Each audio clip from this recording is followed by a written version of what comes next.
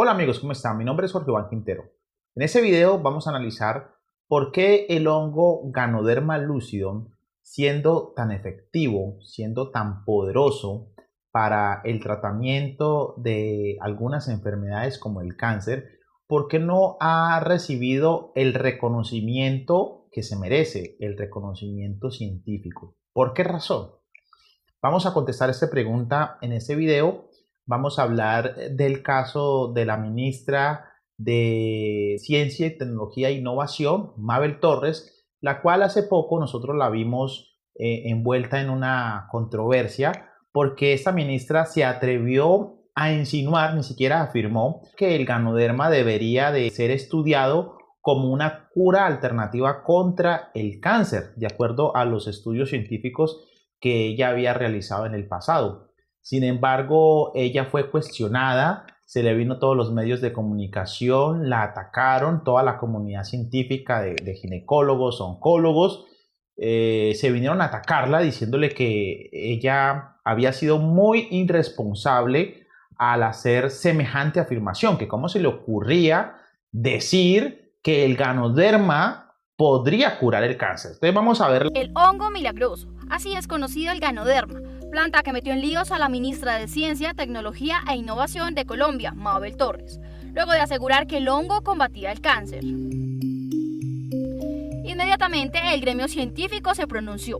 A través de este comunicado, la Asociación Colombiana de Ginecólogos Oncólogos indicó que las declaraciones de la ministra eran irresponsables y que no se ha demostrado científicamente que este Z tenga beneficios antineoplásicos. La ministra de Innovación, Ciencia y Tecnología, envuelta en una polémica por defender el uso de un hongo ancestral en las investigaciones preliminares contra el cáncer, le explicó a Noticias Caracol por qué, a pesar de las críticas, seguirá indagando sobre el tema. Ministra, ¿usted con cuántas personas experimentó o intentó un proceso de beneficio en salud con base en el hongo? La ministra, ella le está aclarando a la periodista que no tiene ningún conocimiento de ciencia. Claramente se puede evidenciar que ella no fue la que experimentó, que ella se basó en experimentos de terceros. Si nosotros investigamos en páginas científicas como la Science Direct y muchas páginas científicas, vamos a ver que hay muchos estudios alrededor de este hongo. La científica en su estudio, ella pudo analizar, pudo ver que había muchos estudios alrededor del Ganoderma lucidum, incluso estudio o experimentación con personas que habían probado el ganoderma. Esto le está tratando de explicar la ministra a la periodista, pero la periodista está encerrada, encasillada en hacerla quedar mal. Sigamos viendo la entrevista. Se tomaron un extracto. Entonces, ¿Cuántas personas? Aproximadamente 40, 45 personas han tomado extracto, que es como un té, es una bebida que no tiene ninguna contraindicación y que además no se comercializa. ¿Y les funcionó?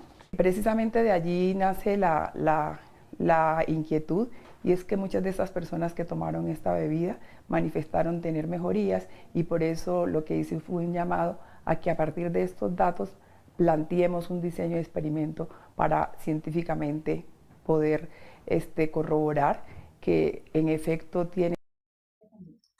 Miren, analicen lo que está sucediendo aquí. La ministra, muy decente, por cierto, la señora, le está tratando de explicar a esta periodista que lo que ella quiere es llevar una teoría a partir de la observación. ¿Cuál es la observación? La observación es que 40 personas, según lo que menciona ella, tomaron infusiones de ganoderma y que estas personas mostraron mejoría. Algo debe suceder aquí. Ella lo que está planteando y lo que está proponiendo es que se debería de hacer un estudio respetando el procedimiento científico para corroborar esto. Este potencial ganoderma. ¿Usted sigue convencida de los beneficios del ganoderma? Pues tenemos que seguir comprobando, o sea, esto no es una experimentación, no es un proyecto acabado, no es una investigación acabada.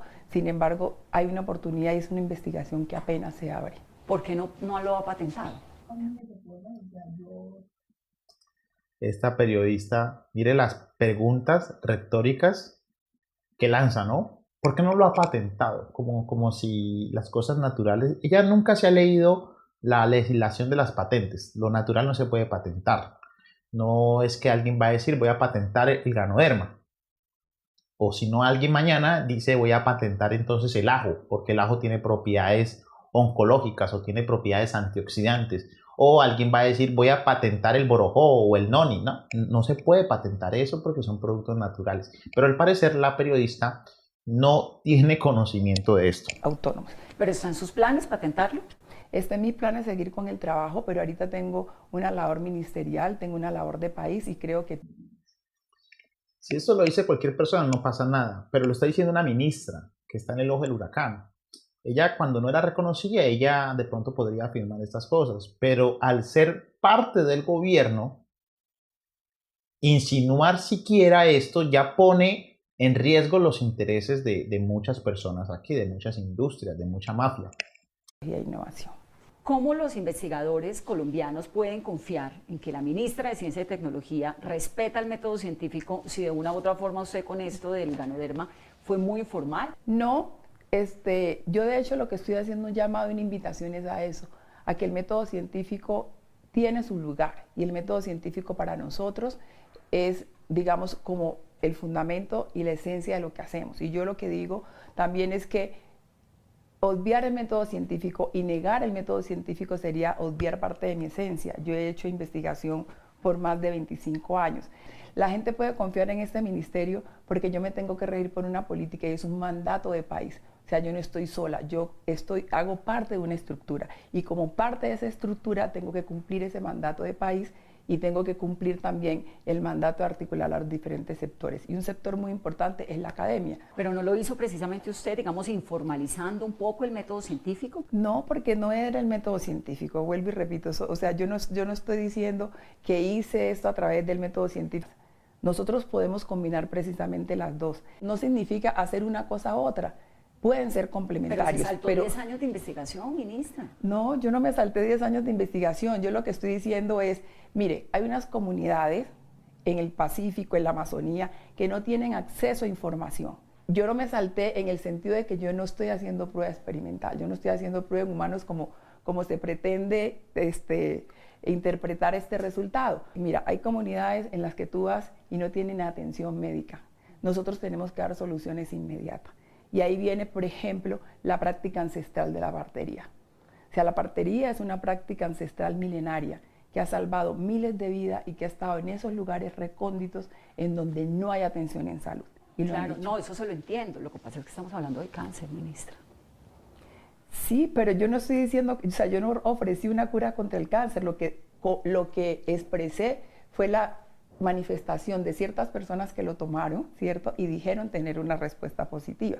Entonces yo no le estoy diciendo a nadie, vea, yo estoy comercializando este producto, tengo la cura contra el cáncer. Lo que dije fue, hay una respuesta positiva. Y a esa respuesta positiva tenemos que responder con ensayos, con experimentación y con diseños para comprobar de si eso es cierto o no. Ministra, muchas gracias. Gracias, Valeria.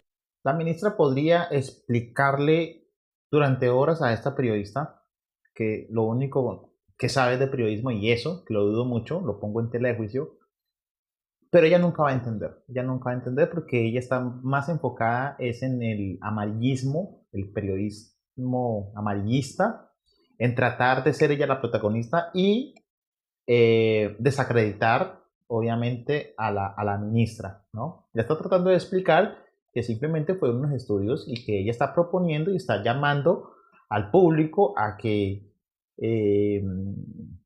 se pudiera considerar el estudio del Ganoderma como una cura alternativa contra el cáncer. Sin embargo, la periodista no lo quiere entender. Pero vamos a ver, ella habló de una estructura, la ministra habló de una estructura.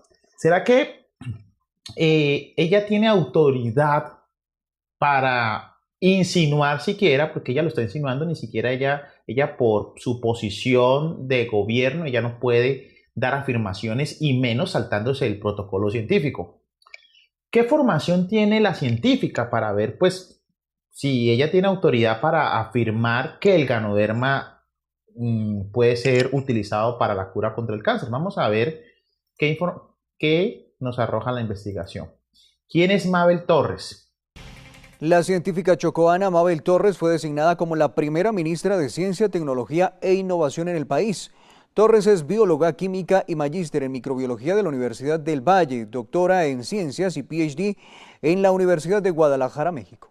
La científica chocoana nacida en Vallasolano, Mabel Torres, que será la primera ministra de Ciencia, Tecnología e Innovación antes de su llegada a la cartera número 18 del Gobierno Nacional, hizo parte de la misión de sabios. Es bióloga química con magíster en microbiología y doctora en ciencias biológicas. Estudió en la Universidad del Valle, donde hizo sus estudios en biología química.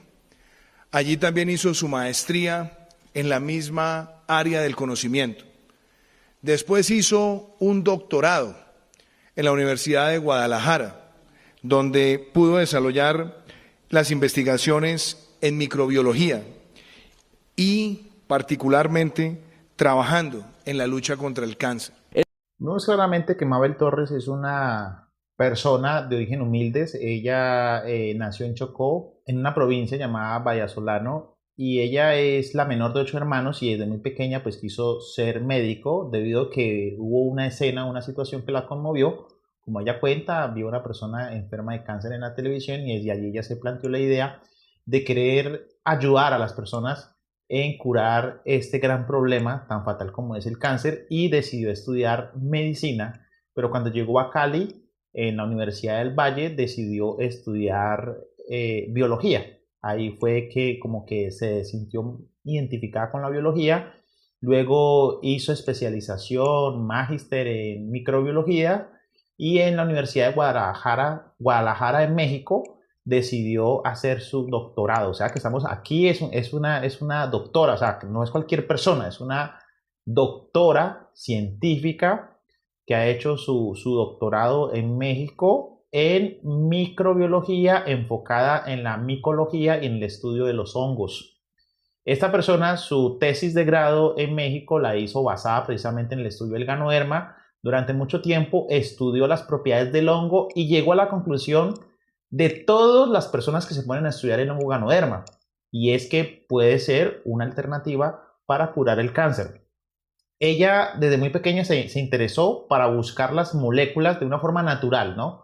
Buscar en los propios alimentos, en la fuente natural, en lo que estaba al alcance de las personas, buscar las moléculas necesarias para curar el cáncer. ¿Por qué ella tuvo ese pensamiento desde pequeña? Porque ella, como se crió en una comunidad ancestral, en una parte donde lo curan, las abuelitas pues le daban infusiones como por ejemplo té de matarratón, la bañaban con matarratón,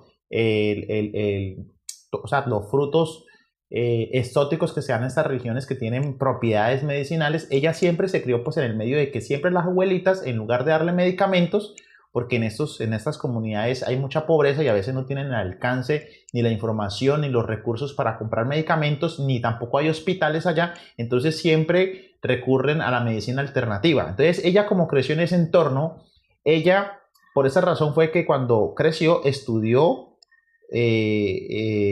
ciencias biológicas y se topó con el Ganoderma lucidum, el cual pues múltiples estudios, si usted se mete en las páginas científicas va a ver que hay demasiados estudios del Ganoderma, y todos estos estudios llegan a la misma conclusión, llegan que el Ganoderma tiene componentes activos para ayudar, miren, ni siquiera afirman que cura el cáncer, ayudar a prevenir y hasta ayudar al cuerpo a que se deshaga de las células cancerígenas, y puede ser utilizado con otros tratamientos como la quimio y la radioterapia, y de esta forma pues para que el paciente no sufra tanto a la hora de hacerse estos tratamientos tan invasivos. Yo vi una imagen cuando estaba niña, cuando tenía como 4 años, y salía por primera vez de Vallasolano en el televisor, de una noticia que decían, esa señora pues que tenía un padecimiento y la mostraban, pues imagínate, hace ya 40 años y un poquito más, y la mostraban el sufrimiento, y al final decían que era una persona que estaba sufriendo cáncer. Y yo creo que como que esa imagen me impactó mucho y me marcó bastante. Mi papá decía que yo tenía que ser abogada porque era muy sociable, muy comunicativa. Y yo le decía, no, yo no quiero ser abogada, yo quiero ser médico y encontrar moléculas para curar el cáncer. Entonces, yo desde muy chica tenía ese sueño de la investigación. Desde muy chica yo me enfrenté a la solución de cosas muy cotidianas con puras hierbas, ¿no? Que me hacían el agua de bonche o que tomaba agua de poleo para la gripa. O sea, muchas de esas cosas ya me estaban induciendo a la ciencia y me di cuenta que no, que medicina no era, que lo que yo quería era hacer ciencia y me metí a la maestría de microbiología médica. Y ya en microbiología médica realmente encontré ese camino de la ciencia y la investigación y fue cuando empecé a trabajar temas más aplicados de cáncer. Hice estudio de unas 1000 especímenes de todo el mundo, África, América tropical, América del Norte. O sea, vos ibas por África, por América, buscando hongos. Y pidiendo al herbario hongos. Es otra especie. Viajó por todo el mundo recolectando hongos que después analizaba en su microscopio. Así pasó años metida en el laboratorio, haciendo ensayos, hasta que tuvo un producto para probar con pacientes. Hicimos unos ensayos, de hecho, de elaborar una bebida líquida funcional con ganoderma y otros extractos de frutas del Pacífico.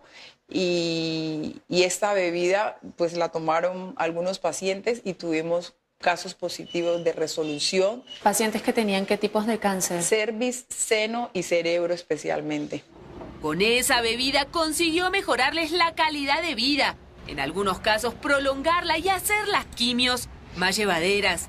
Fue su mayor logro y con esa investigación ganó la beca Mujer Científica de la UNESCO, una de las más reconocidas. Conocemos tampoco los hongos que cuando tú le preguntas a alguien, ay, ¿usted come champiñones? La gente le dice, ay, sí, me encantan, son deliciosos. Y usted le pregunta, ¿usted comería hongos? Ay, no, guácala, yo puedo andar comiendo hongos. O sea, tenemos muy poco conocimiento real de lo que son los hongos.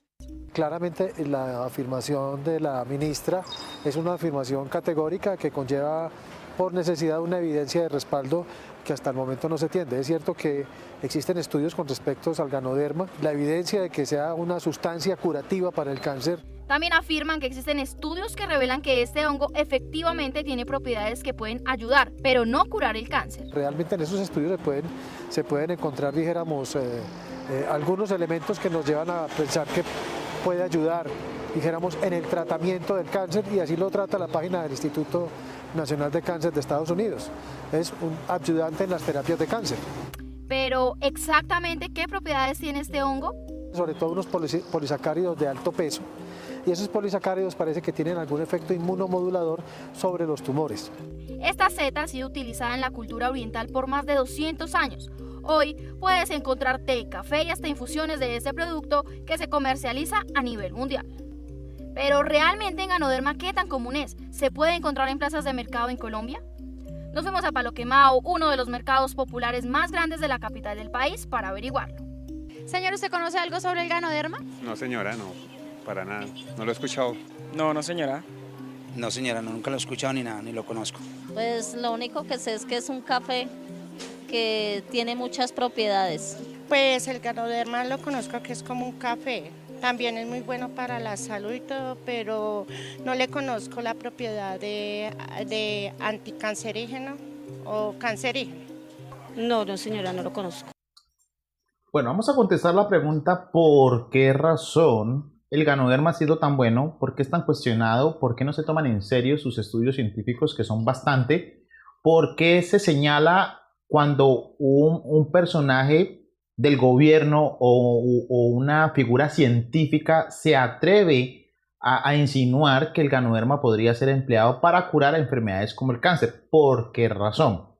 Pero para explicarles las razones, quiero que vean un video cortico donde hay grandes inventos, hay grandes cosas que no salen a la luz, y siempre hay una mano oscura que interrumpe las investigaciones, porque detrás de esto existe, por decirlo así, una mafia, un negocio.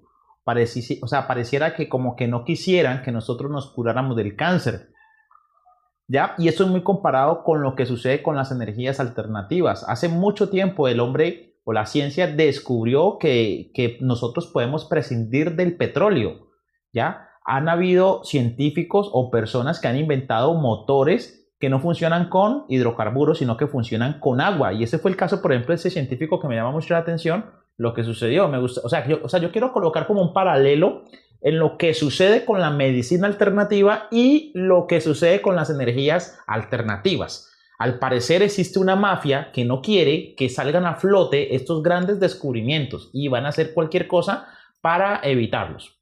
Vamos a mirar esto. ¿Qué pasaría si el motor de los automóviles en el mundo trabajaran única y exclusivamente a base de agua sin necesidad de gasolina?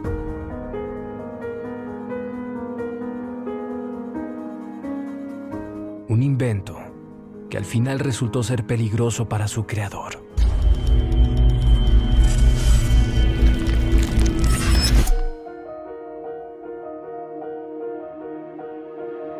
En 1985, Stanley Meyer salía en la televisión contándole a la humanidad que había inventado un motor que nos libraría del petróleo. Here at 6 o'clock, an age-old dream becoming a reality. A local inventor has discovered a way, hear this, to use water to run your car. Stanley Meyer, originario de Grove City, Ohio, ingeniero de investigación y desarrollo. 30 años de investigaciones le permitieron crear un dispositivo justo en el interior de un motor de combustión que producía hidrógeno y oxígeno a partir de agua utilizando la electricidad, bajo los principios de la llamada electrólisis del agua. I don't care if you use rainwater, well water, city water, ocean water. If you don't have any fresh water, go ahead and use snow. If you don't have any snow available to you, then use salt water because there's no adverse effect to the fuel cell. Su sistema se basaba en romper la molécula del agua. Esto a base de impulsos positivos a varios kilovoltios. Se inyecta la mezcla en el motor y la combustión solo vuelve a producir agua. Meyer incluso afirmaba que su circuito podía funcionar sin necesitar que se añadiese más agua, pues la que salía por el tubo de escape se reciclaba.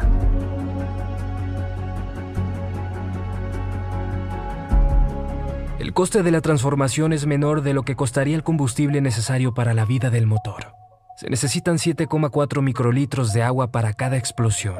Ocurre que el agua contiene casi 3 veces más de energía que la gasolina.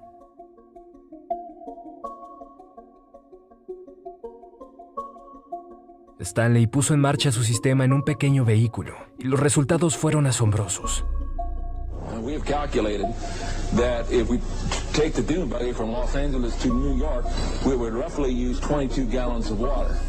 Inmediatamente numerosas empresas petrolíferas le ofrecen $1 millón al contado a cambio de la patente. Inclusive aquel novedoso sistema interesó hasta el Pentágono. It's a major breakthrough that will no doubt make motorists happy. And as Ralph Robinson explains, the Pentagon is also showing lots of interest in this project. Pero jamás aceptó trato alguno.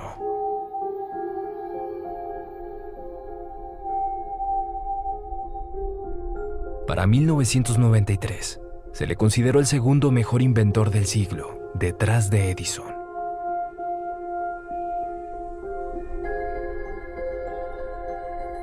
Todo estaba listo. Se venía la producción masiva de la obra maestra para destinarlo al pueblo y terminar con el imperio petrolero. Pero un 21 de marzo de 1998, apareció muerto.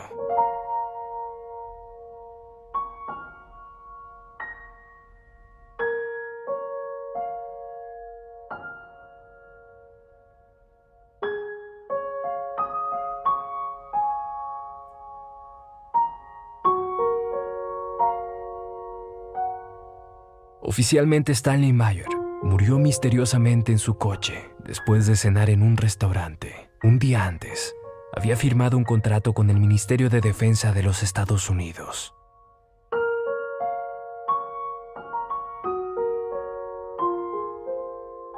Un informe de su autopsia llegó a la conclusión de que Stanley Meyer había muerto de un aneurisma cerebral. Tenía 57 años cuando murió, supuestamente para muchos, envenenado.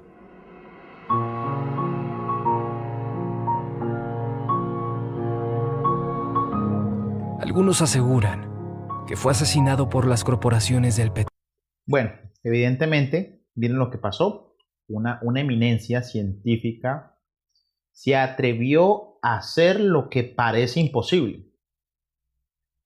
hacer que un carro funcione con agua y que la emisión, lo que expulsa, sea incluso más puro que el aire prácticamente, porque expulsa oxígeno e hidrógeno a la atmósfera. Incluso es autorreciclable. Pero esto no les conviene a la gran industria petrolera. Existe todo un aparato, una mafia, unas cuantas familias que están adueñadas de esto. No les conviene.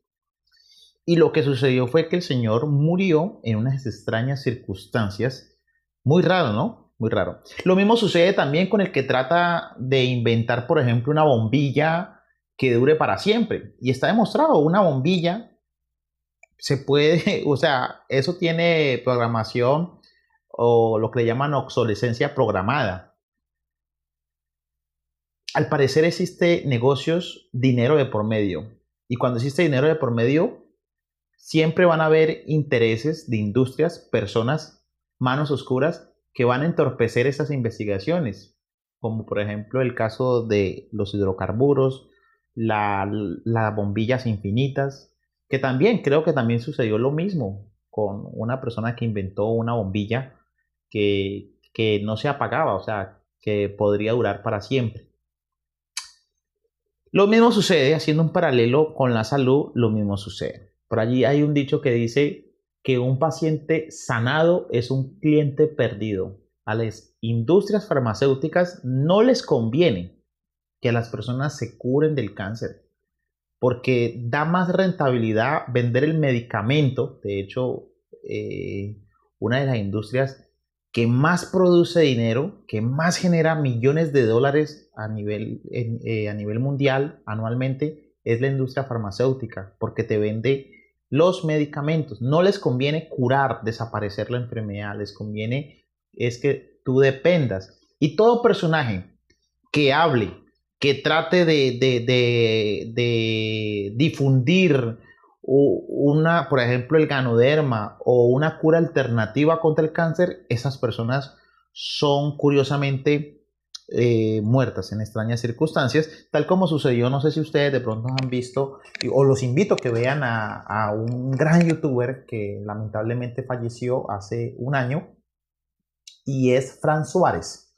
Yo era fanático y seguidor de su canal, que se llama Metabolismo TV, y el señor daba muchos consejos acerca de cómo curar enfermedades que al parecer eran incurables, pero él decía que mediante manejar el metabolismo y una alimentación adecuada y unos buenos hábitos se podría curar enfermedades como el cáncer. Incluso en el momento de su muerte él estaba escribiendo un libro de cómo curar el cáncer y el señor apareció muerto en unas extrañas circunstancias. Nadie se explica cómo fue. Vamos a ver el video de Fran Suárez, la persona que les estoy hablando, para que ustedes mismos corroboren, ustedes lo conocen y miren que... Muchas de estas personas que están trabajando en curar el cáncer de forma alternativa, pues corren peligro. Fran Suárez fallecía la mañana del pasado día 25 de febrero al caer del balcón de su departamento en el 9º piso de un edificio.